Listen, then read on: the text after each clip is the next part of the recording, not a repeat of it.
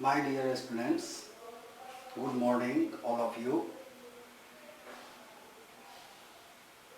कल के वीडियो में हमने पढ़ा था पोलिनोमियल्स में what is polynomials, types of polynomials. On the basis of types of polynomials भी हमने पढ़ा था दो तरह से, on the basis of their degree and on the basis of their number of terms. तो on the basis of their degree में हम लोग पढ़े थे monomial, on the basis of their degree के फॉर्म में पढ़े थे. तो हम लोग पढ़े थे linear polynomial degree 1, quadratic polynomial degree 2, cubic polynomial degree 3, by quadratic polynomial degree 4. इस तरह का पढ़े थे, ध्यान में होगा. उसी में हम पढ़ रहे थे कांस्टेंट पोलिनोमियल. तो कांस्टेंट पोलिनोमियल किसको कहते हैं? तो आप लोग इस तरह से देखिए, यहाँ कांस्टेंट पोलिनोमियल. कांस्टेंट पोलिनोमियल में डिग्री हो जाती है 0. अब आप कहिएगा कि सर डिग्री 0 कैसे हो गई? तो कोई भी कांस्टेंट टर्म का एग्जांपल आप ले लीजिए, जैसे आप ले लीजिए 5. अब 5 को आप लिख सकते हो 5 इंटू एक्स पर पावर 0, बिकॉज x पर power 0 equal to 1.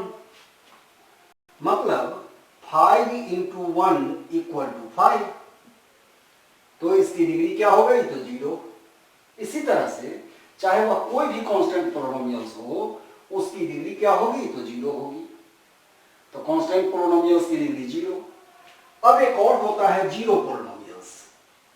Zero polynomials, ये जीरो पोलिनोमियल्स क्या होता है?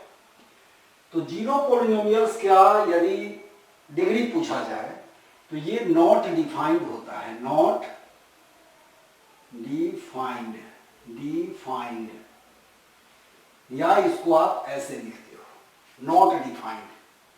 क्या होता है? जीरो पोलिनोमियल्स की डिग्री नॉट डिफाइंड होती है. और इसमें ध्यान रखिएगा कि केवल एक ही टर्म होता है और दैट इज 0. 0 आपसे पूछा जाएगा कि 0 is a polynomials. If yes, then which type of polynomials is this? तो आप कहेंगे कि yes, 0 is the polynomials and it is zero polynomials. What is its degree? It is not defined. Clear? ठीक. अब इसके बाद जब हम लोग इस तरह से जान लिए इन सब चीजों के बारे में, तो अब आप देखिए कि कांस्टेंट पोलिनोमियल्स की डिग्री हमने क्या कहा? 0. कांस्टेंट पोलिनोमियल्स जो है, कांस्टेंट पोलिनोमियल्स की डिग्री हमने आपको कहा 0. तो इसमें नंबर ऑफ टर्म्स की संख्या एक ही होगी. चूंकि इसकी डिग्री क्या है? तो 0 है. इसकी डिग्री 0. तो ये केवल जब ही होगा तो मोनोमियल ही होगा. जैसे 3 होगा, 5 होगा, 8 होगा, सब अलग अलग है. यदि इन सब के बीच में हम कोई ऑपरेशनल साइन डाल देते हैं, प्लस माइनस ये सब का साइन डाल भी देते हैं, तो क्या अंतर पड़ेगा? सब ऐड हो जाएगा, सब सब्ट्रैक्ट हो जाएगा. उसका ऑपरेशन करके हम एक ही टर्म में ले आएंगे. जैसे सपोज कीजिए कि प्लस 8 और माइनस, चाहे -5 प्लस 8 प्लस 8, रिजल्ट क्या मिला? तो 6. ये फिर मोनोमियल ही हो गया. यदि लीनियर पोलिनोमियल है, लीनियर पोलिनोमियल है, तो इसमें आपको हमने क्या कहा था? डिग्री 1 होगी. तो जब यदि डिग्री 1 होगी तो यह मोनोमियल भी हो सकता है. जैसे 2x, 5x, 8x, 3x square, 3x, इस तरह का. ये सब लीनियर पोलिनोमियल है. ये मोनोमियल भी हो सकता है और बाइनोमियल भी हो सकता है. जैसे 2x + 1, 5x - 8, ऐसा भी हो सकता है। तो लीनियर पोलिनोमियल यदि होगा जिसकी डिग्री 1 है तो वह मोनोमियल भी हो सकता है और बाइनोमियल भी हो सकता है। कांस्टेंट पोलिनोमियल है तो केवल मोनोमियल होगा। यदि क्वाड्रेटिक है, क्वाड्रेटिक पोलिनोमियल है तो इसकी डिग्री 2 होती है, तो ये मोनोमियल भी हो सकता है, मोनोमियल, बाइनोमियल और ट्राइनोमियल भी हो सकता है। कैसे? तो मोनोमियल होगा तो हम लिख दिए 2x², बाइनोमियल हो गया तो 2x² + 1, ट्राइनोमियल हो गया तो 2x² - 3x + 1। यह बाई ट्राइनोमियल तक हो गया। इस तरह से आप देखते हैं कि ये भी आपको जान लेना चाहिए कि यह कैसे होता है। इस तरह से आपने टाइप्स ऑफ पॉलिनोमियल्स के बारे में जान गए। अब एक टर्म होता है इसमें जीरोज ऑफ पॉलिनोमियल्स, बहुत ही इंपॉर्टेंट है। आपसे हम कहें कि zeros of polynomials, zeros of polynomials, ये क्या होता है? अब यहां देखिए, जैसे सपोज कीजिए कि एक पॉलिनोमियल है px = 2x + 1, ये हमने दे दिया px = 2x + 1। अब यदि क्वेश्चन हम आपसे करें कि इसका वैल्यू निकालिए, इस पॉलिनोमियल्स का वैल्यू क्या होगा? इस पॉलिनोमियल्स जीरोज नहीं, इसको आप कहिए वैल्यू ऑफ पॉलिनोमियल्स, तो इसका वैल्यू निकालिए। आपका जवाब होगा कि सर क्वेश्चन अधूरा है, यह क्वेश्चन सही नहीं है। कहिएगा क्यों? इसलिए सही नहीं है कि आप 2x + 1 जो आपका पॉलिनोमियल्स दिया हुआ है, इसका वैल्यू आप निकालेंगे किस पॉइंट पर? आपका बेस क्या होगा? किस पॉइंट पर आप निकालिएगा? आपको पॉइंट ही नहीं मालूम है, और जब तक पॉइंट नहीं मालूम होगा तब तक आप इसका वैल्यू नहीं निकाल सकते हो। इसलिए यदि इस तरह का क्वेश्चन सीधे दे दिया जाए और कोई पॉइंट यदि नहीं दिया जाए तो आप कहेंगे कि यह क्वेश्चन अधूरा है, क्वेश्चन नहीं बनेगा। अब यहां पर यदि हम आपको दे दें कि x बराबर, पॉइंट हम आपको दे रहे हैं कि इफ x = 0, चाहे x = -1, x = 1, तो बनेगा? यस, हर एक केस में बनेगा अलग अलग। अब आपको क्या करना है कि x के जगह पर आप जैसे देखिए, पहला केस ये फर्स्ट है, ये सेकेंड है, ये थर्ड है।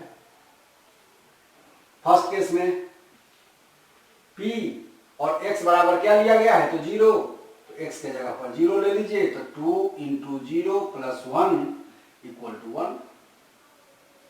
सेकेंड केस में p -x बराबर -1, तो x के जगह पर -1 लीजिए, तो 2 × -1 + 1 = 1।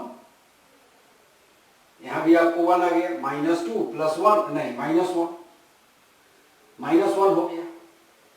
थर्ड केस आपका जो है p = 1, तो x = 1, x के जगह पर 1 ले लीजिए, तो 2 × 1 + 1 = 3।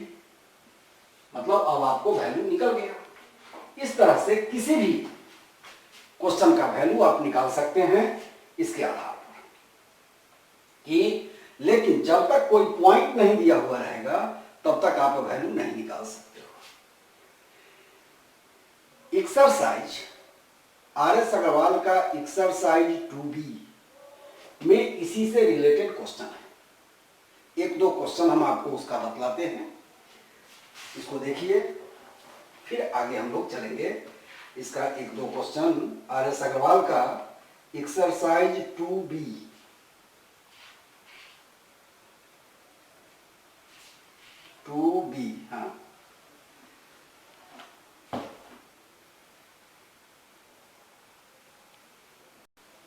वैल्यू ऑफ पॉलिनोमियल्स आपको निकालना है। यहां पर दिया हुआ है, क्वेश्चन है इसी का, क्वेश्चन नंबर 2, एक्सरसाइज 2B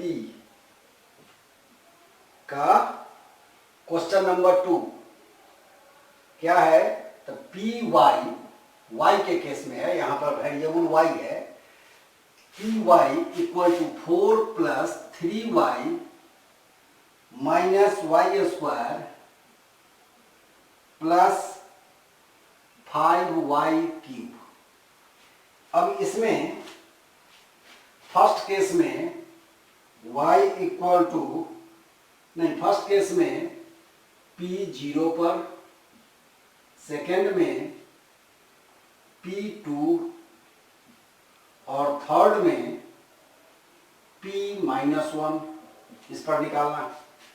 कहने का मतलब क्या है, एक जगह फर्स्ट केस में y बराबर 0 है, सेकेंड केस में y बराबर 2 है और थर्ड केस में y बराबर माइनस 1 है, इस पर वैल्यू निकालना है। आपका पॉलिनोमियल्स क्या है, तो ये है p y equal to 4 plus 3y minus y square plus 5y cube. आप इसमें p0 पुट कीजिए, y के जगह पर 0 पुट कीजिए, तो p0 first case p0 equal to 4 plus 3 into 0 minus 0 का स्क्वायर प्लस 5 इंटू 0 का क्यूब इक्वल टू, रिजल्ट क्या रहेगा, ये 0 ये 0 ये 0 तो 4। सेकेंड केस P2 तो 4 प्लस 3 इंटू 2 माइनस 2 का स्क्वायर प्लस 5 इंटू 2 का cube equal to 4 plus 6 minus 4 plus 40, ये और ये कैंसिल, बराबर 46। इसी तरह से थर्ड भी बना देंगे, p माइनस 1 तो 4 प्लस 3 इंटू माइनस 1 माइनस 1 का स्क्वायर प्लस 5 इंटू माइनस 1 का cube equal to 4 minus 3 minus 1 minus 5 equal to 4 minus 9 equal to minus 5 answer.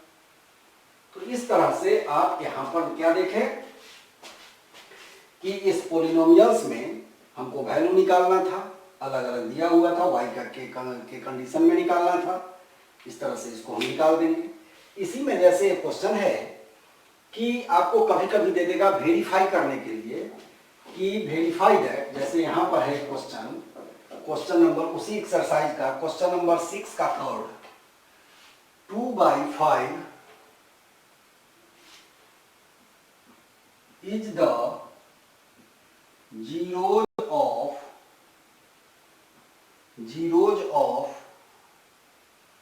polynomial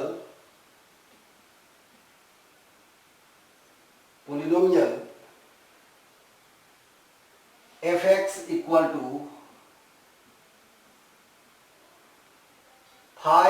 2 minus 5x। अब यहां क्या है, जीरोज।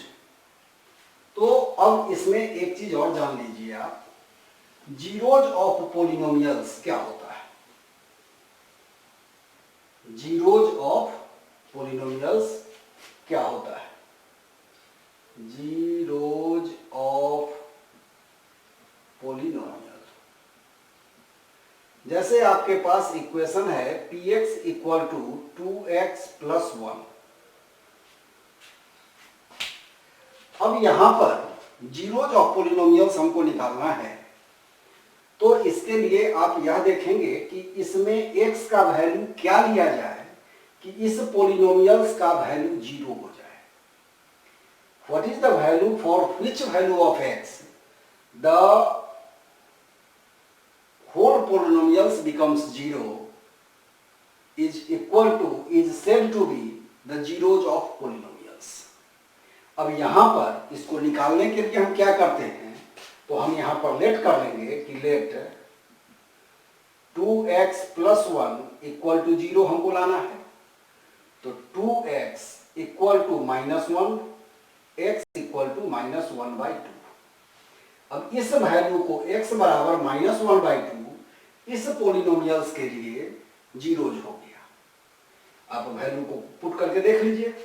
तो px, तो p -1/2 बराबर 2 इंटू -1/2 प्लस 1, 2 से 2 कैंसिल, बराबर -1 प्लस 1 बराबर 0 हो गया। तो p -1/2 इसका जीरोज हो गया। तो इस तरह से इसको हम लोग जीरोज ऑफ पोलिनोमियल्स भी कहते हैं। जीरोज ऑफ पोलिनोमियल्स भी निकालने के लिए कहता है तो आप इसी तरह से निकाल लेंगे। जैसे यहां पर अब हमसे पूछ रहा है कि क्वेश्चन है कि 2/5 is the zeros of polynomials fx 2 - 5x। तो हमारा पोलिनोमियल्स क्या है? 2 - 5x।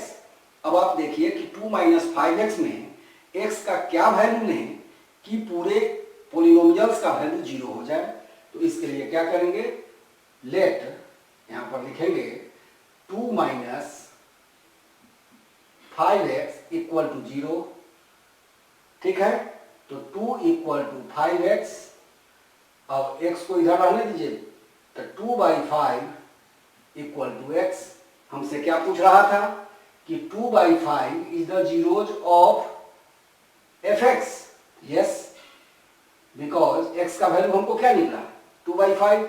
यदि हम इसके जगह पर x के जगह पर इस पोलिनोमियल्स में fx इक्वल टू 2 - 5x, इसके जगह पर 2/5 को वैल्यू पुट करते हैं तो आप देखिए 2 - 5 इंटू 2/5, ये और ये कैंसिल, तो 2 - 2 बराबर 0, रिजल्ट आ गया। तो आप इस तरह से भी निकाल ले सकते हैं। नहीं तो 2/5 को कह रहा था वेरीफाई करने के लिए, तो आप x के जगह पर 2/5 का वैल्यू पुट कर कीजिए और देखिए कि इसका वैल्यू डालने के बाद, इंसर्ट करने के बाद इस पोलिनोमियल्स में आपको रिजल्ट 0 आ रहा है या नहीं आ रहा है। यदि आ रहा है तो जीरोज है, नहीं आ रहा है तो जीरोज नहीं है। इसको समझे कि नहीं? 2/5 का वैल्यू इसमें पुट करना है, जिसको भी वेरीफाई करना है उस वैल्यू को डाल दीजिए उस पोलिनोमियल्स में, उसके वेरिएबल्स की जगह पर, और देखिए कि उसका रिजल्ट 0 आ रहा है कि नहीं। यदि रिजल्ट 0 आ रहा है तो वह उसका जीरोज है, नहीं आ रहा है तो नहीं। ठीक है, अब देखिए तो इसी एक्सरसाइज का एक और क्वेश्चन है। जैसे क्वेश्चन नंबर 5 का 8, क्वेश्चन नंबर 8 का 8, एक्सरसाइज 2B, क्वेश्चन नंबर 8 का 8। ये क्वेश्चन कह रहा है कि फाइंड द जीरोज ऑफ, यहां पर जीरोज फाइंड करना है, qx इक्वल टू 4x। हमको अब जीरोज फाइंड करना है कि इसमें x के किस वैल्यू के लिए क्या वैल्यू ले x का कि इस पूरे पोलिनोमियल्स का वैल्यू 0 हो जाए। तो हम क्या लिखेंगे? तो हमने आपको बतलाया था कि हमारा क्या है? 4x। पोलिनोमियल्स क्या है? तो 4x। तो हम लिखेंगे late 4x equal to 0। x बराबर क्या हो जाएगा? 0/4 इक्वल टू 0। तो इसका जीरोज क्या हो जाएगा? 0। ठीक है, इसी तरह से यदि आपको इसी में कहा देता है, क्वेश्चन नंबर 6 है कि hx इक्वल टू 6x - 2, इसमें क्या होगा? x का वैल्यू, इसका जीरोज क्या होगा? तो यहां पर पोलिनोमियल क्या है? hx equal to 6x - 2। आप 6x - 2 बराबर 0 ऐसा लेट कर लीजिए। तो लेट 6x - 2 बराबर 0। तो 6x equal to 2, x equal to 2/6 बराबर 1/3। तो x बराबर क्या हो गया? 1/3। This is the zeros of polynomials. 1/3 क्या हो गया? Zeros of polynomials.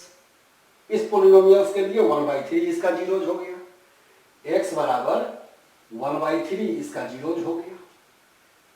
इस तरह से आप इसको निकालेंगे, इसमें कोई दिक्कत नहीं। इसी तरह का एक क्वेश्चन है, question number 9। If 2 and 0 are the zeros of polynomials fx, fx polynomials दिया हुआ है, then find the value of a and b। जैसे देखिए क्वेश्चन नंबर 9,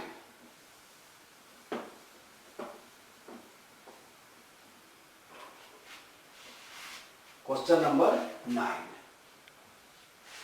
इसमें कह रहा है fx equal to 2x³ minus 5x² plus ax plus b and 2 and 0 are the zeros of polynomials. मतलब 2 और 0 इसका जीरोज है। मतलब if 2 and 0 are the zeros of fx, ये आपको गिवन में। फाइंड a एंड b कैसे निकालेंगे? तो सबसे पहले आप 2 वैल्यू पुट कीजिए इसमें। तो now f2 equal to 2 into 2 का क्यूब माइनस 5 इंटू 2 का square plus a into 2 plus b। अब ये जीरोज है तो इसका वैल्यू क्या हो जाएगा? 0। 0 इक्वल टू ये हो गया 2 into 8 minus 5 into 4 plus 2a plus b। 0 equal to 16 minus 20 plus 2a plus b। तो 2a plus b equal to 4। ये हो गया इक्वेशन फर्स्ट। अब आप फिर यहां पर f बराबर 0 ले लीजिए, x बराबर 0। f0 इक्वल टू 2 इंटू 0 का क्यूब माइनस 5 इंटू 0 का square plus a into 0 plus b। तो 0 इक्वल टू 2 इंटू 0 तो 0 माइनस 5 इंटू 0 तो 0 प्लस a इंटू 0 तो 0 प्लस b। तो b बराबर क्या हो गया? 0। ठीक है। अब इस इक्वेशन में ये हमारा इक्वेशन सेकंड हो गया। अब इक्वेशन सेकंड में हम b का वैल्यू पुट कर देते हैं। तो 2a प्लस 0 बराबर है 4 by putting the value of b।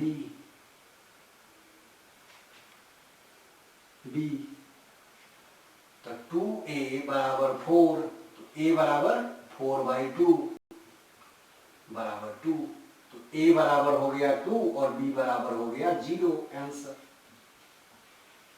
इस तरह से आप इसका जीरोज निकाल लेंगे, आप इसका वैल्यू निकालेंगे a और b का, यदि जीरोज दिया हुआ है तो ये चीज कहलाता है पोलिनोमियल्स में।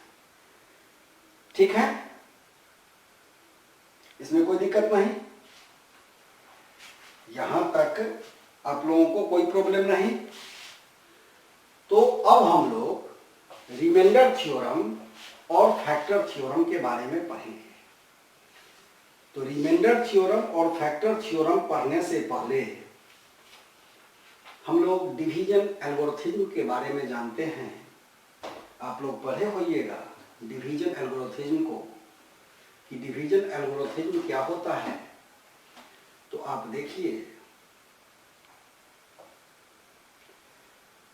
कि dividend equal to divisor into quotient plus remainder होता है। आप लोग पढ़े होइएगा बहुत पहले से ही, divisor into quotient plus remainder होता है। और रिमाइंडर का कंडीशन क्या होता है?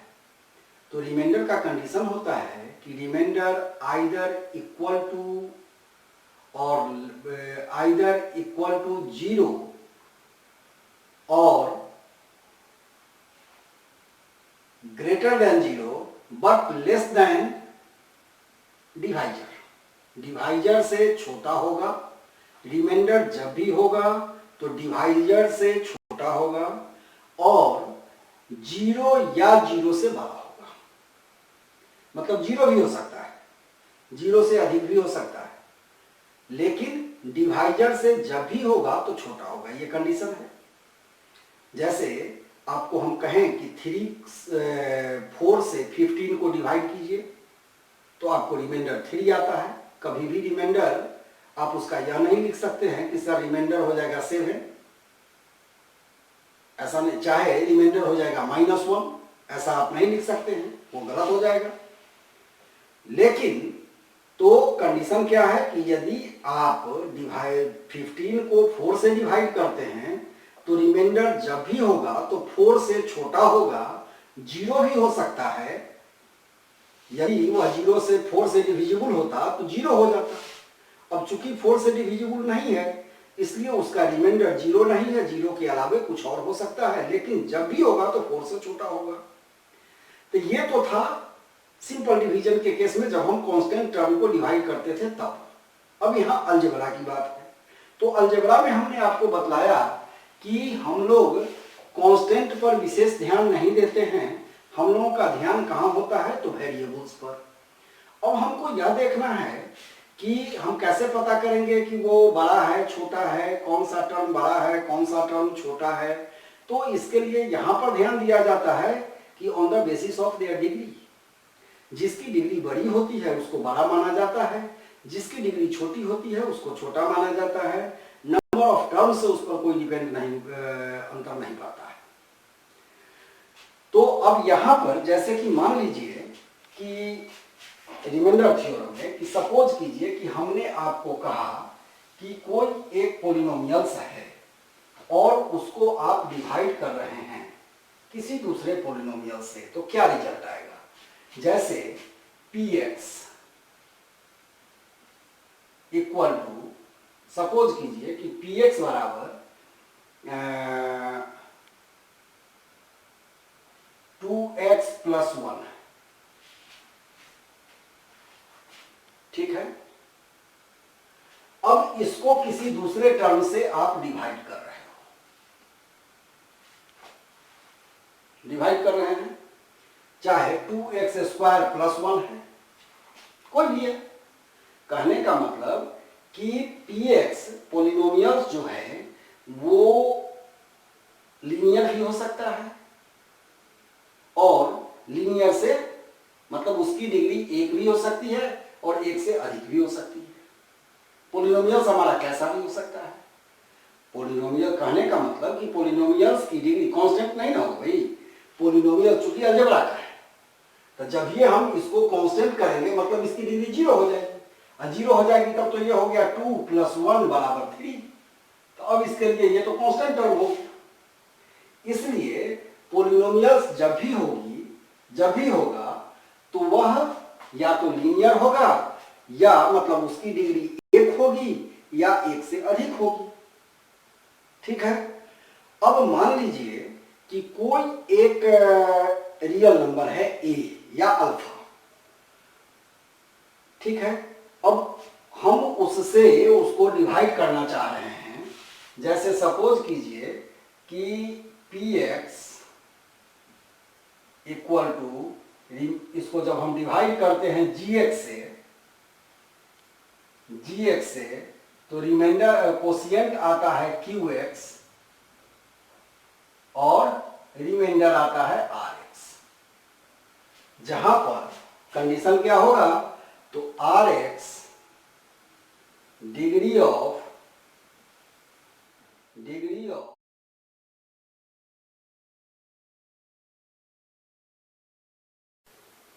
Now let us start remainder theorem.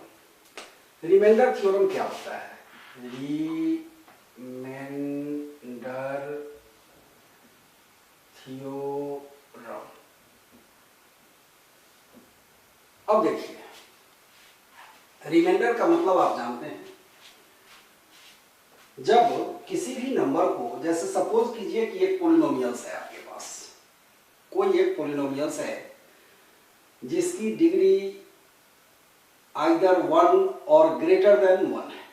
If any polynomials whose degree is either 1 or greater than 1 and a real number alpha, we have a real number alpha. So if polynomials, let the polynomials is px whose degree is greater than 1 or either 1 or greater than 1, and if px is divided by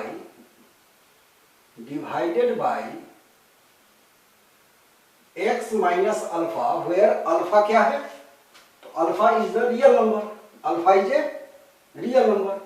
यदि इससे हम इसको divide करते हैं तो हमारा reminder क्या होगा, तो remainder p alpha equal to r के बराबर होगा। ये कैसे होगा इसको आप देखिए। तो जैसे आप यहां पर px equal to gx into qx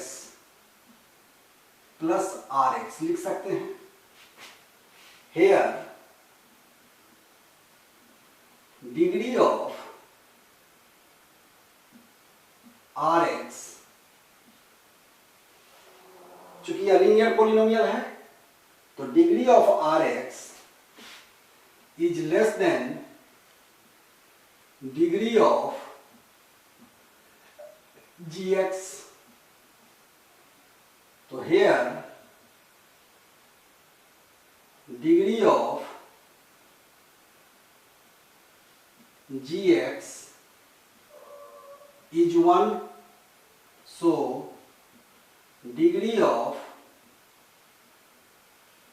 rx less than 1, less than 1, less than 1 का क्या मतलब, degree of rx, hence degree of rx equal to 0। और यदि डिग्री ऑफ rx 0, इसका मतलब कि इट इज कांस्टेंट, सो बराबर r के। तो हम अब इसको ऐसा लिख सकते हैं कि px equal to gx into qx plus r, चूंकि rx हमारा क्या है, कांस्टेंट हो गया। अब gx हमने क्या लिया था, x माइनस अल्फा, तो px equal to x minus alpha into qx plus r।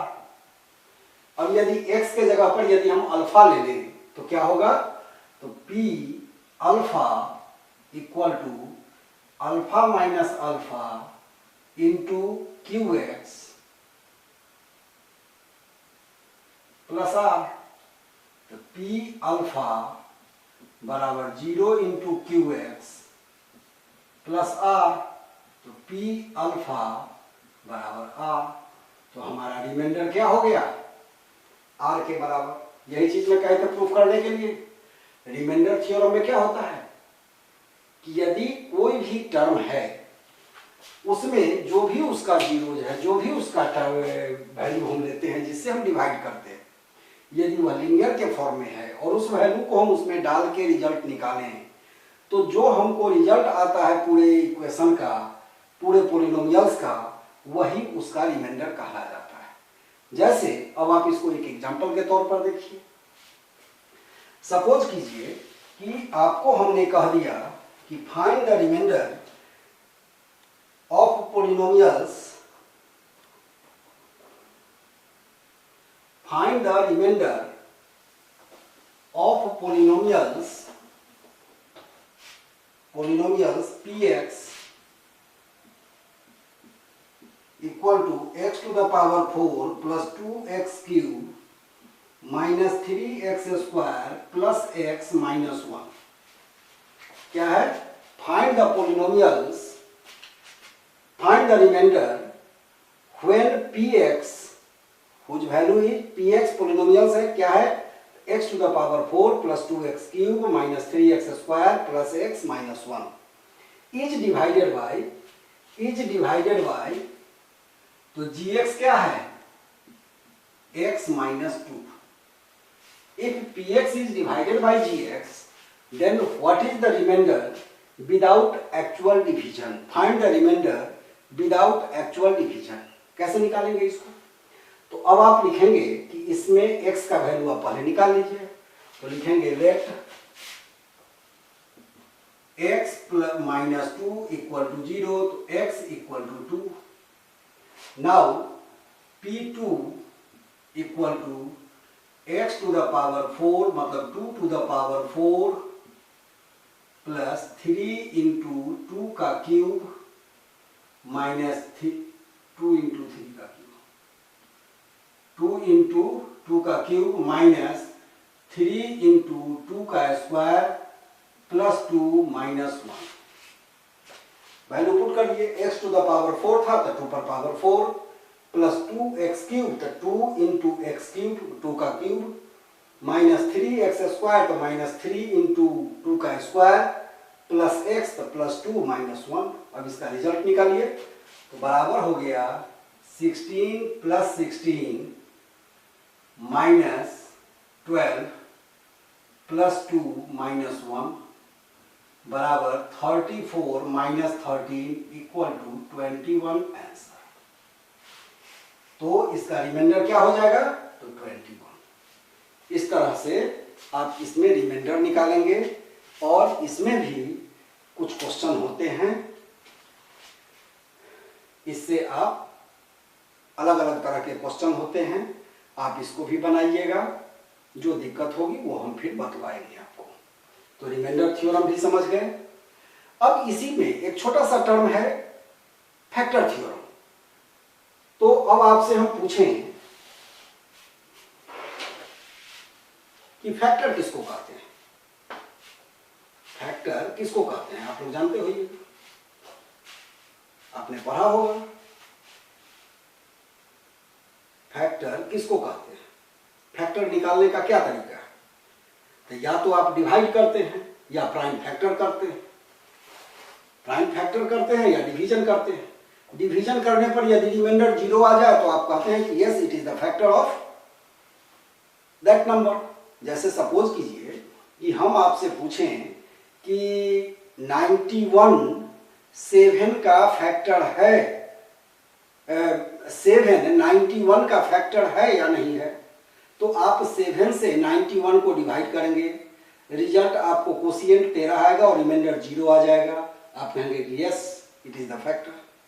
वहीं पर यदि हम आपको कहते हैं कि 93 7 इज द फैक्टर ऑफ 93, तो आप 93 को भी डिवाइड करके देखिएगा 7 से, या तो आप 7 से डिवाइड कर कीजिएगा अथवा 93 का प्राइम फैक्टर निकालिएगा. यदि उसमें 7 आ गया तो आप कहेंगे कि yes 7 is the factor of 93. यदि नहीं आया तो आप कहेंगे कि नहीं होगा. जैसे 93 को का प्राइम फैक्टर यदि हम निकालते हैं तो 3 से करेंगे 31, मतलब 93 बराबर 3 into 31. तो 93 का फैक्टर या तो 3 है चाहे 31 है, 7 तो है नहीं. लेकिन 91 का फैक्टर 7 है और 13 है.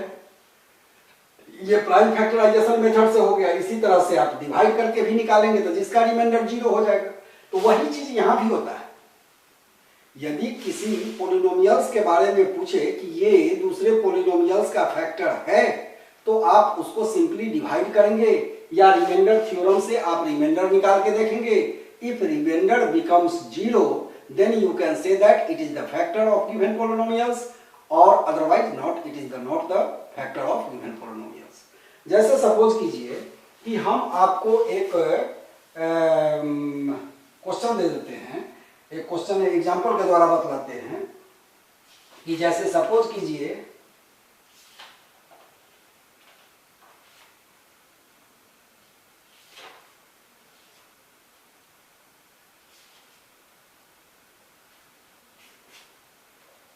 px बराबर 2x³ minus 9x² plus x plus 12, 2x³ minus 9x² plus x plus 12। अब gx जो है वो है 2x माइनस 3। अब आपसे पूछ रहा है कि is gx is the factor of px और नॉट। तो आप क्या करेंगे कि gx का वैल्यू आप इससे पहले इसका जीरोज निकाल देंगे, gx का जीरोज निकाल लेंगे और उस वैल्यू को आप px में डालेंगे। यदि रिमाइंडर जीरो आ जाए तो आप कहेंगे कि yes it is the factor, और यदि जीरो नहीं आवे तो आप कहेंगे कि no it is not the gx is not the factor of px। तो हम लोग निकाल के देखते हैं। तो हम लिखते हैं लेट 2x माइनस 3 बराबर 0, तो 2x इक्वल टू 3, x बराबर 3/2। सो px, तो p के जगह पर 3, x के जगह पर 3/2 वैल्यू पुट कीजिए। तो 2 इंटू 3/2 का होल क्यूब माइनस 9 इंटू 3/2 का whole square plus 3/2 plus 12 equal to 2 into 27/8 minus 9 into 9/4 plus 3/2 plus 12, 4, तो 27/4 माइनस 81/4 प्लस 3/2 प्लस 12। एलसीएम यदि लेते हैं तो हो जाएगा 4, 27 माइनस 81 प्लस 6 और प्लस 48। इस सब को जोड़िएगा तो 54 मतलब 81 माइनस 81/4 बराबर 0/4 इक्वल टू 0। तो रिमाइंडर क्या आ गया? 0। जब ये रिमाइंडर 0 आ गया तो हम कहेंगे कि yes gx is the factor of px। तो इस तरह से जिसमें भी रिमाइंडर 0 आ जाए, फैक्टर थ्योरम भी रिमाइंडर थ्योरम पर ही बेस्ड है, इसलिए एकदम इजी है इसको भी समझना कि यदि जिसमें भी वैल्यू 0 आ जाए आप कहेंगे कि it is the factor of given polynomials. ठीक है, तो इस तरह से आप लोग इसको बनाएंगे, इसमें प्रैक्टिस करेंगे। अब जीरोज ऑफ पोलिनोमियल्स का, रिमाइंडर थ्योरम का और फैक्टर थ्योरम से रिलेटेड जो क्वेश्चन हैं एनसीईआरटी में, आरएस अग्रवाल में या जो भी बुक आपके पास उपलब्ध है उसमें, उसको आप बनाएंगे। जहां नहीं समझिएगा उसके बारे में फिर आप हमसे बात करेंगे अगले क्लास में। अब हम लोग आइडेंटिटीज के बारे में पढ़ेंगे। ठीक है, ओके।